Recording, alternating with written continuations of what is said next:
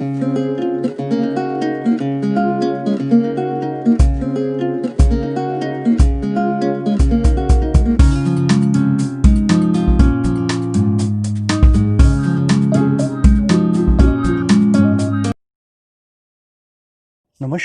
मैं आलोक स्वामी आदर्श विद्या मंदिर गंगासागर स्कूल से। आज हम कक्षा 6 के विज्ञान विषय के पाठ 1 भोजन कहाँ से प्राप्त होता है के क्वेश्चन आंसर करेंगे। पिछले कालांश में हमने जाना कि भोजन कहाँ कहाँ से प्राप्त होता है, किस प्रकार के जंतु होते हैं, कौन सर्वाहारी है, कौन मांसाहारी है और कौन शाकाहारी है। भोजन के आधार पर जंतुओं को 3 भागों में बांटा गया है: सर्वाहारी, शाकाहारी और मांसाहारी। सर्वाहारी जो होते हैं वो मांस, मीट व पादपों से प्राप्त भोजन को भी खाते हैं, और जो शाकाहारी होते हैं वो सिर्फ पादप से प्राप्त भोजन को ही ग्रहण करते हैं। इसी प्रकार जो मांसाहारी है वो सिर्फ जंतुओं से प्राप्त मांस, मीट को ही खाते हैं। तो इस प्रकार हमने अध्याय में जाना कि किस प्रकार के जंतु होते हैं और भोजन हमें कहाँ कहाँ से प्राप्त होता है। अब हम बात करते हैं क्वेश्चन आंसर की।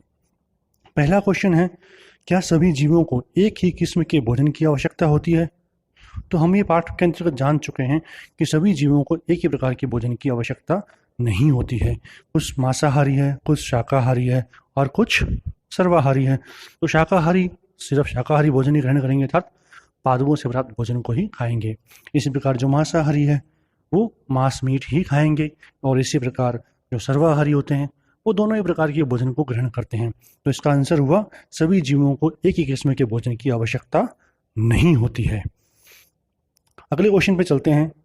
5 पौधों के नाम लिखिए, बताइए इनके कौन कौन से भाग का उपयोग खाने में किया जाता है। तो विभिन्न प्रकार के पौधों के बारे में हमने जाना है: गाजर, मूली, आलू, गन्ना, शकरकंद, अदरक, पालक, बथुआ, धनिया। अब इनके बारे में जानते हैं कि इनका कौन कौन सा भाग खाया जाता है। तो नंबर 1 हम बात करते हैं गाजर की। तो गाजर जड़, इसका जड़ भाग खाया जाता है। इसी प्रकार मूली, तो मूली का कौन सा भाग खाया जाता है? इसका भी जड़ खाया जाता है। पालक, तो इसके पत्ते खाए जाते हैं। सरसों, इसके पत्ते व बीज भी खाए जाते हैं। आलू का तना खाया जाता है। गन्ने का भी तना खाया जाता है। इस प्रकार विभिन्न प्रकार के पौधों के अलग अलग भाग खाए जाते हैं। अब हम बात करते हैं अगले क्वेश्चन की, जो कि मिलान से संबंधित है।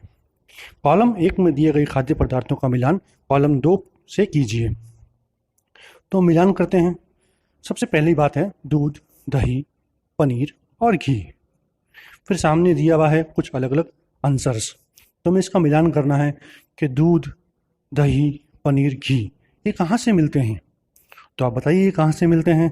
हमने पढ़ा है ये सभी जंतु उत्पाद हैं, ये हमें जंतुओं से प्राप्त होते हैं।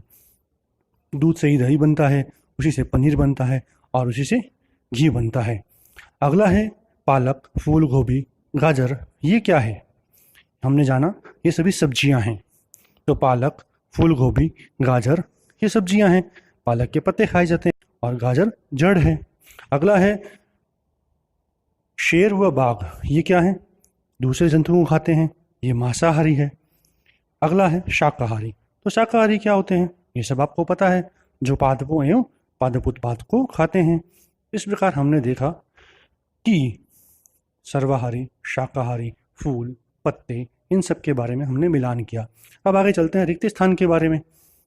तो इसमें क्वेश्चन में दिया हुआ है रिक्त स्थान को भरना है और ऊपर कुछ ऑप्शंस दिए हुए हैं: शाकाहारी, पादप, दूध, गन्ना, मांसाहारी। तो पहला क्वेश्चन है बाघ 1 रिक्त स्थान है क्योंकि यह केवल मांस खाता है। तो जो केवल मांस खाते हैं वो क्या हैं? वो मांसाहारी हुए। तो यहाँ हम भरेंगे मांसाहारी।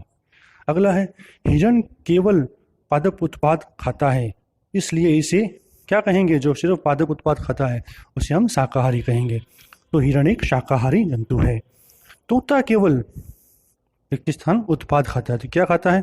पादप से प्राप्त उत्पाद खाता है। तो तोता केवल पादप उत्पाद खाता है। ठीक। अगला है जो, अब इसमें क्या आएगा? इसमें आएगा दूध।